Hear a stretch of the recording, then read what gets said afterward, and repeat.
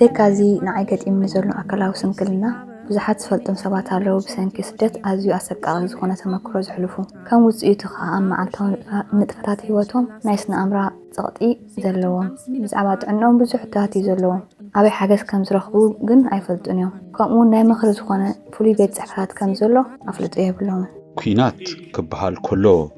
ሓንቲ ቃል ጥራሕ ኣይኮነን እቶም ነቲ ኩናት ናይ ብሓቂ ዝረኣይዎን ዝወዓልዎን ጥራሕ እዮም ነዚ ትርጉሙ ናይ ብሓቂ ዝፈልጥዎ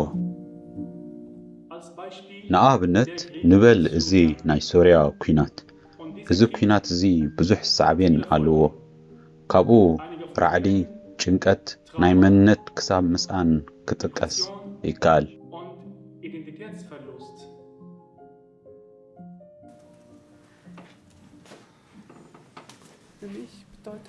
ንዓይ ስንክልና ክበሃል ከሎ ጉድለት ናይ ኣካላዊ ኣእምራዊ ወይ ድማ መንፈሳዊ ዘምፅኦ ኣሉታዊ ሳዕቤን ክኸውን ይኽእል እዩ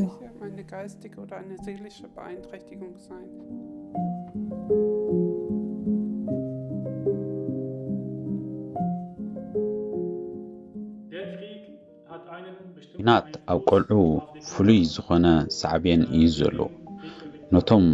ብኩናት ዝሓለፉ ቆልዑ ንኣብነት ኣብቲ ናተይ ናይ ቋንቋ ትምህርቲ ብዙሓት ቆልዑ ምስ ኩናት ዝተኣሳሰር ብዙሕ ቃላት ይጥቀሙ ካብኡ ሓሊፉ ከዓ እቲ ዝሓለፍዎ ወይ ዝረኣይዎ ይስእልዎ እዚ ኩሉ ከዓ ውፅኢት ናይዚ ኩናት እንብሎ ዘለና እዩ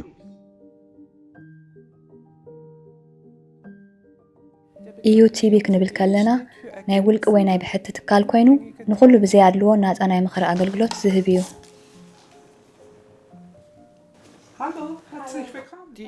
ኢዩቲቢ ዝተፈላለየ ሓገዝ እዩ ዘቕርብ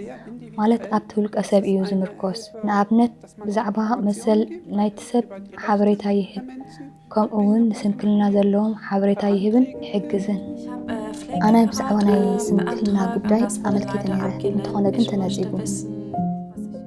እዚ ናይ ምኽሪ ኣገልግሎት ገንዘብ ኣይክፈሎን እዩ ኩሉ መንነትካ ሱቱር እዩ ወይ ብዘይ ስምካ እዩ ዝግበር ገለ ሰባት ርእሰ ተኣማንነት የድፉ ሓደ ካብቲ ምኽንያት ኣብ ሕሉፍ ዘምፅኦ ሳዕቤን እዩ ወይ ድማ ፍርሒ ንኣብነት ሓደ መዓልቲ ንዓደይ ክሰጉኒ እዮም ዝብል ኣነ ድሌት ኣለኒ ማለት ነቶም ናይ ስደት ድሕረ ባይታ ዘለዎም ነዚ ናይ ምኽሪ ሓገዝ ቀልጢፎም ክጥቀሙሉ ምክንያቱ ኣብ መጀመርታ ዝኾነ ሓገዝ ከይሓተቱ ነዊሕ ግዜ ስለ ዘሕልፉ ከም ሳዕቤኑ ከዓ ብኸፊሉ ኣብ እቲ ሂወቶም ወይ ከዓ ናብርኦም ኣዝዩ ኣሸጋሪ ይኸውን ገሊኦም ከዓ ማሕበራዊ ተነጥሎ ስለ ዘጋጥሙ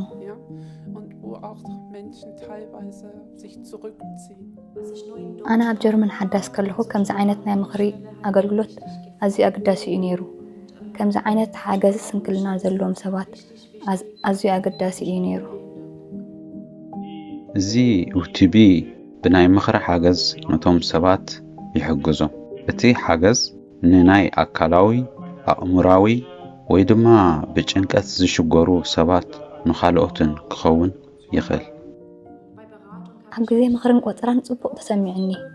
ኣነ ካልክዕ ከም ዝተሓገዝኩ ኮይኑ ተሰሚዕኒ